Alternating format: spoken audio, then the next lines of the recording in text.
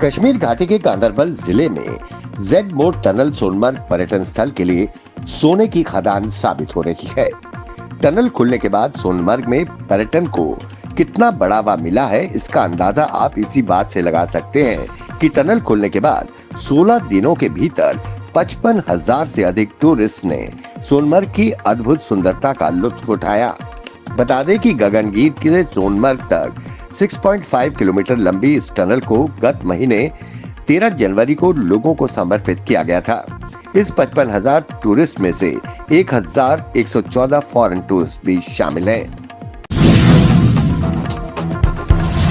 जम्मू शहर के जीवल चौक में 21 जनवरी को हुए सुमित जंडियाल उर्फ गटारू हत्याकांड के तार मलेशिया से जुड़े हुए हैं। पुलिस ने हत्या की गुत्थी सुलझाते हुए हत्याकांड में शामिल खौफ गैंग के मुख्य आरोपित करणजीत उर्फ गुग्गू को जम्मू से गिरफ्तार कर लिया है।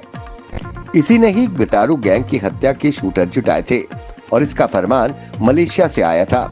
दरअसल खौफ गैंग का मुखिया सरगना विक्की सिंह मलेशिया में छिपा बैठा है और वहीं से गैंग चला रहा है। उसी के इशारे पर पूरी साजिश रची गई थी। प्रदेश की विभिन्न जेलों में बंद आतंकियों के सूचना तंत्र को बहाल रखने व उन्हें मोबाइल फोन, सिम कार्ड प्रदान करने में शामिल 5 संदिग्ध तत्वों को जम्मू कश्मीर पुलिस की काउंटर इंटेलिजेंस विंग कश्मीर ने बीते दिन गिरफ्तार किया गया। इन सभी से पूछताछ जारी है। संबंधित अधिकारियों ने बताया कि विभिन्न आतंकी मामलों की जांच के दौरान काउंटर इंटेलिजेंस विंग को पता चला था कि जेलों में बंद कई आतंकियों ने न सिर्फ कश्मीर घाटी में एक्टिव आतंकियों व ओवरग्राउंड वर्कर्स के साथ बल्कि सीमा पार बैठे आतंकी सरगनाओं के साथ भी संपर्क बना रखा है। जेल में बंद होने के बावजूद ये मोबाइल फोन के जरिए प्रदेश के विभिन्न हिस्सों में आतंकी गतिविधियों के संचालन के लिए दिशा निर्देश जारी करते थे। नेशनल कॉन्फ्रेंस के अध्यक्ष डॉक्टर फारूक अब्दुल्ला ने जम्मू और कश्मीर में आतंकवाद खत्म होने के केंद्र सरकार के दावे पर सवाल उठाया और कहा कि अगर आतंकवाद खत्म हो गया है तो कुलगाम आतंकी हमले जैसी घटनाएं नहीं होनी चाहिए। उन्होंने दिल्ली चुनाव में जीत का दावा करने वालों की भी आलोचना की और इस बात पर जोर दिया कि फैसला देश के लोगों का है। डॉक्टर फारूक अब्दुल्ला ने कहा कि उन लोगों से सवाल पूछिए जो दावा करते फिरते हैं कि आतंकवाद समाप्त हो गया है। उन्होंने कहा कि वो रोज संसद में, संसद के बाहर, पहाड़ों पर हर जगह बयान देते हैं कि आतंकवाद प्रदेश में खत्म हो गया है। जम्मू कश्मीर में आतंकी घटनाओं को देखते हुए केंद्रीय गृह मंत्री अमित शाह ने 5 फरवरी 2025 को हाई लेवल रिव्यू मीटिंग का आयोजन किया। इस मीटिंग में जम्मू कश्मीर में सुरक्षा स्थिति का आंकलन किया गया और शाह ने सुरक्षा अधिकारियों के साथ वार्ता की।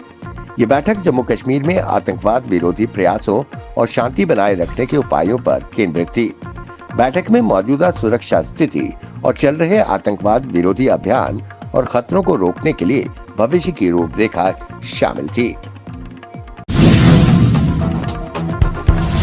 अमेरिका से डिपोर्ट होकर भारत लौटे 104 लोगों को लेकर यूएस आर्मी का विमान बुधवार दोपहर अमृतसर स्थित श्री गुरु रामदास इंटरनेशनल एयरपोर्ट पर लैंड कर चुका है।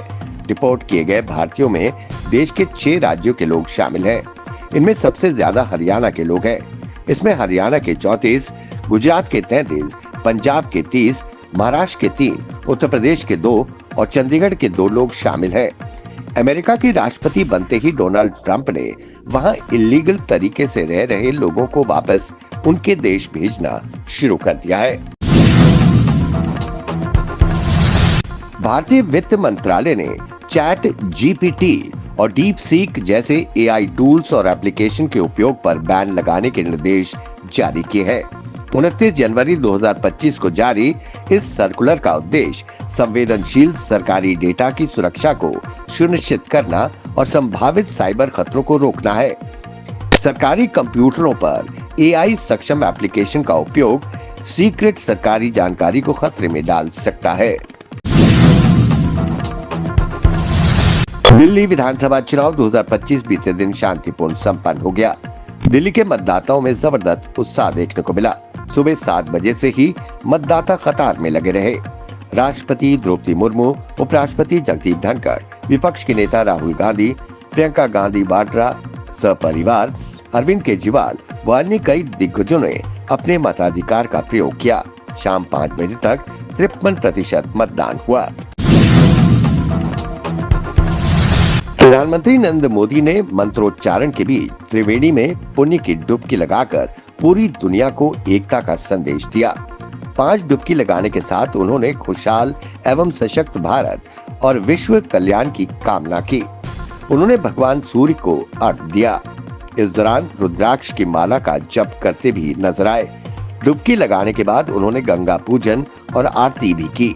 इस दौरान उत्तर प्रदेश के मुख्यमंत्री योगी आदित्यनाथ भी मौजूद रहे। नौशेरा ब्रिगेड ने नौशेरा दिवस समारोह के रूप में 5 फरवरी 2025 को बच्चों की प्रतिभा खोज प्रतियोगिता आयोजित की। रचनात्मकता, संस्कृति और प्रतिभा का एक जीवंत उत्सव स्थानीय बच्चों द्वारा प्रस्तुत किया गया, जिन्होंने एक अनूठा सांस्कृतिक कार्यक्रम प्रस्तुत किया, जिसने सभी उम्र के दर्शकों को मंत्रमुग्ध और प्रेरित किया। इस कार्यक्रम में पारंपरिक और देशभक्ति नृत्य, गीत और नाटक सहित प्रदर्शनों की एक समृद्ध श्रृंखला शामिल थी। इस कार्यक्रम में 17 स्कूलों के 300 बच्चों ने भाग लिया।